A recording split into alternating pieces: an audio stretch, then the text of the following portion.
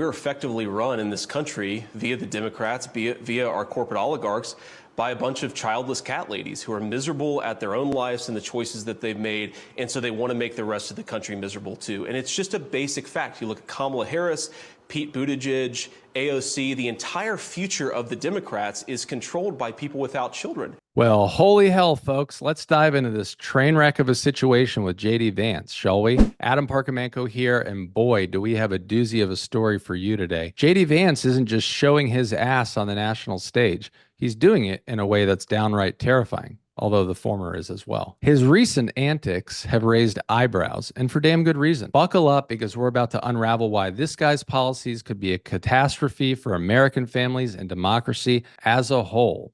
Former President Trump said he had no regrets choosing Ohio Senator J.D. Vance as his running mate. That is despite Vance coming under fire for remarks he made in 2021. Take a listen to this. We're effectively run in this country via the Democrats, via our corporate oligarchs, by a bunch of childless cat ladies. While Vice President Harris does not have biological children, she is a stepmother. Her husband's ex-wife defended Harris by telling CNN, quote, "For over 10 years since Cole and Ella were teenagers, Kamala has been a co-parent with Doug and I. She is loving, nurturing, fiercely protective, and always present."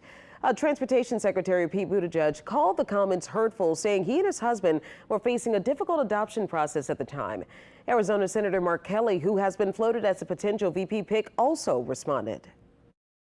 It's a ridiculous thing to say about someone. You know, it's obnoxious, it's rude, it's also not surprising. Now, childless cat lady posts have since flooded social media. I'm sure you've seen them, with many sharing Taylor Swift's Time magazine cover where she's holding her cat, and others posting Taiwan's former president, who served for 8 years and used her cats in campaign ads. While actress Jennifer Aniston said on Instagram, quote, "Mr. Vance, I pray that your daughter is fortunate enough to bear children of her own one day," and referenced Vance's recent vote against IVF protections. However, Vance defended his comments today on Megyn Kelly's podcast. Megyn, it's not a criticism of people who don't have children. I explicitly said in my remarks, despite the fact the media has lied about this, that this is not about criticizing people who for various reasons didn't have kids. This is about criticizing the Democratic Party for becoming anti-family and anti-child.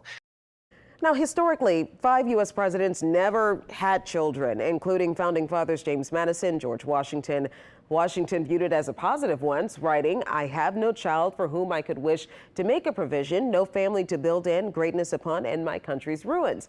Now, remember, we had just gained independence from the British, so he felt it reassured the new nation that he couldn't pass down the presidency like a monarchy.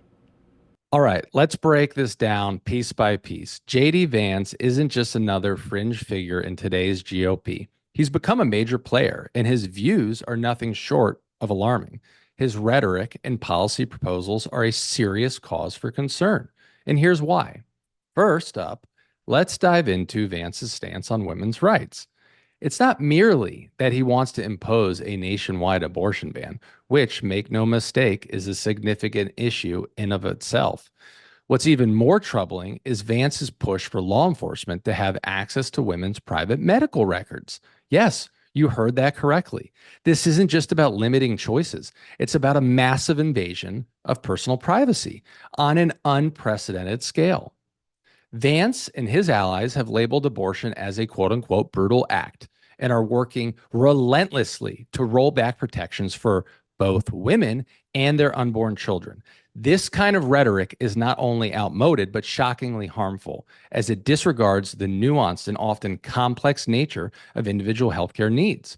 It's an attack on personal autonomy, wrapped in outdated ideology. But wait, there's more. Vance has even gone so far as to suggest that women should remain in violent marriages. That's right. In a recent statement, he argued that the option of divorce is part of a larger problem, attributing it to what he calls the sexual revolution. This kind of thinking is not just regressive, it's downright dangerous for anyone who might be trapped in an abusive relationship. It shows a disturbing disregard for the well-being and safety of women. It's a stark reminder of just how out of touch Vance is with the real issues facing American families today. It's not about preserving outdated norms. It's about turning a blind eye to the real suffering experienced by those who need protection the most. Now, let's turn our attention to Vance's appalling views on people without children. Vance has gone so far as to suggest that Americans who don't have kids shouldn't have an equal say in our democracy. He even proposed taxing childless individuals at a higher rate. This isn't just a minor policy disagreement, it's a direct attack on the fundamental principle of equal representation. It's a blatant attempt to undermine the voices of millions of Americans who contribute to society in a multitude of ways, regardless of whether they have children. And if you thought it couldn't get worse, think again. J.D. Vance has also criticized support for family-friendly policies like universal daycare, calling such initiatives a war against normal people. This kind of rhetoric is not only divisive, but demonstrates a profound misunderstanding of the struggles that many families face today. It's an attack on the very policies designed to help families thrive. Even Fox News host Trey Gowdy has called out Vance for his disparaging remarks about those without children. Gowdy, who himself has defended the value of childless individuals, has made it clear that Vance's comments are harmful and completely out of touch with reality.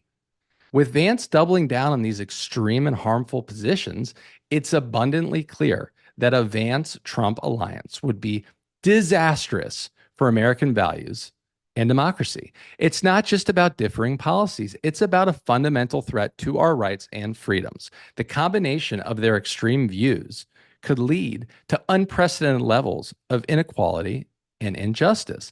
As Ada Ross from the DNC pointed out, Vance's vision for America is not only troubling, but it represents a serious threat. The idea that he wants to strip away rights and undermine democratic principles while pushing outdated and harmful policies is a direct assault on the values that we hold dear. So what can we do in the face of these challenges?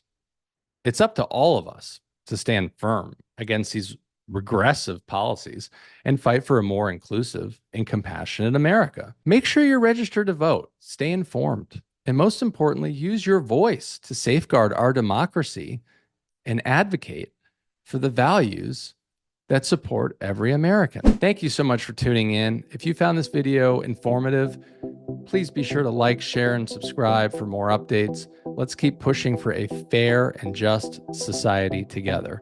Until next time, I'm Adam Parkhomenko.